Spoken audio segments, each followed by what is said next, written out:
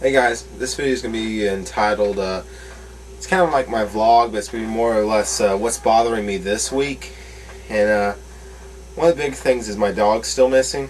And I really love that dog. It's it's the dog I trained, me and my brother trained to play, basically wall ball. We bounce the ball against the wall, she gets it, brings it back to us, kind of like that. And she's the only dog I ever wanted to play fetch with us. The other dogs were too snooty. They wanted to lay in the shade. This dog wanted to play. This dog was real mild-mannered. She never wanted to be fed first. She always wanted to be fed last. It's kind of like a peacekeeper. But she's always the one that dug out. She dug out for the other dogs.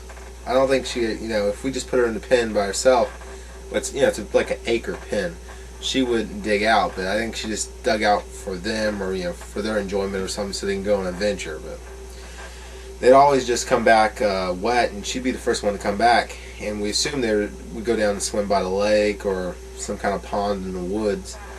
And this time, the two black ones came back first, and the white one never leaves because she can't fit through the holes. She's too fat, tall. And she came back. The brown one never came back, and so we got worried, and we started going to the pound and putting out signs and stuff. And it's real depressing to go into the pound, because you see thoroughbred dogs there, like German shepherds and Malamutes and some puppies sometimes, and they all look well mannered, and they're all wagging their tail when they see you. And then you see some dogs that it's almost like they gave up on life. They're just curled up in the corner and they're trembling, and it's almost like they know it's the end of the road for them, and they're about to be gassed. So it's real depressing.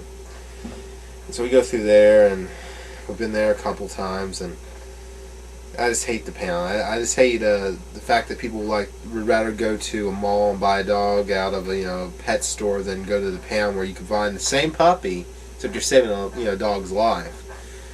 And that just really makes me mad that those puppy mills do some pretty sick shit. Like if a female dog doesn't want to breed anymore and she's starting to bite the male dog, while they actually kind of force them to breed. They put them in like a real small cage. They'll pull that female dog's teeth so it can't bite the male. I know that's what Michael Vick did when he was breeding pit bulls and shit like that. And that's just pretty messed up. That's that's premeditated. They thought about that, and it's just kind of sick. And I think the whole thing of people breeding animals, kind of sick. I don't know. I would understand if we had a dog shortage, but we don't have a dog shortage. If you go to the pound, you will see hundreds of perfectly good animals.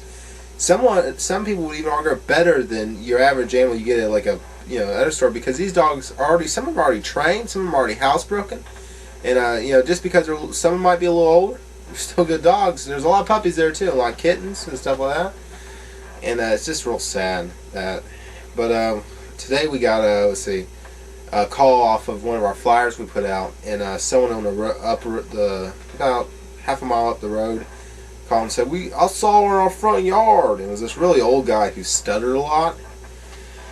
And so we drove over to his yard, and he's like, she just ran that way. And he pointed to these woods with posted signs, hunting, keep out, no hunting, or no trespassing. So it's 20 degrees. I go running down that road, and it's like a mile long, and we get down there, there's like 2 hunting stands, and there's a barbed wire fence, and there's no dog. The whole time I'm calling her name, Gigi, no dog. So we get back, and then the guy who leases the land to hunt on is like, what are you doing back there? And we explain the situation, we're looking for our dog, and he's like, oh, I think I saw her earlier. This sounds creepy. He probably shot her, and a lot of hunters will if the dog's bothering, scaring off deer and whatnot. She'd probably chase a deer. But the day she got lost, there were hunters in the woods, and actually I was one of them. I was going to hunt down near my uncle's house, and I was going to a stand, and my friend told me I could use. I go there, and I get within 5 feet of the hunting stand, and there's someone there. Now my friend told me it's property he owns and stuff like that, so I just kind of back out of there because the guy was drinking, and I didn't know if he had permission to be there or not. I was afraid he might be drunk or something. And it was amazing he didn't hear me. I just backed away. But we had all kinds of retards in the woods all this week hunting and shooting guns, and so I don't think I think if they saw a dog like ours, they'd probably shoot her. She's a good dog, but she'd probably bark at them. Yeah. But so yeah, that's one of the things that's bothered me this week, and just hoping I get my dog back. Probably won't though. It's got a bad feeling about it. It's been a week now since we lost her last Saturday, and haven't seen her hide nor hair. So I think that's pretty much a lost cause. Sad to say. Other thing that's really pissing me off was earlier today. It was about I want to say 2. We had the prisoners come down and clean the road up, and I never seen them on Saturday. So the dogs are barking. I'm thinking my dog's home. So I go around outside and I'm wearing like a turtleneck or something now. I'm wearing like, I might have been in my underwear. I'm not sure. No, I wasn't. I was in shorts or something. Some odd. Because, it's hot in the house. We got a fire going. So we're out there and the prisoners see me, and this Mexican prisoner, our road's like literally 5 feet from our door. And so the prisoner's like, yeah, you better go inside, boy, before we hurt you. And then there's like 20 prisoners and no prison guard or, guard just to keep them from saying shit. And I did go inside. That's the thing. I should have said, yeah, you clean my ditch, bitch. But I didn't say that. That's what, I wasn't prepared. I should have said, clean my ditch, bitch. Or, something like that. Or pick up that trash mofo. But I didn't. Some loser prisoner just got a burn on me. And I let that happen. And to me, that's horrible. I should have said something. I just ran inside. What happened? This is things that are bothering me this week. That.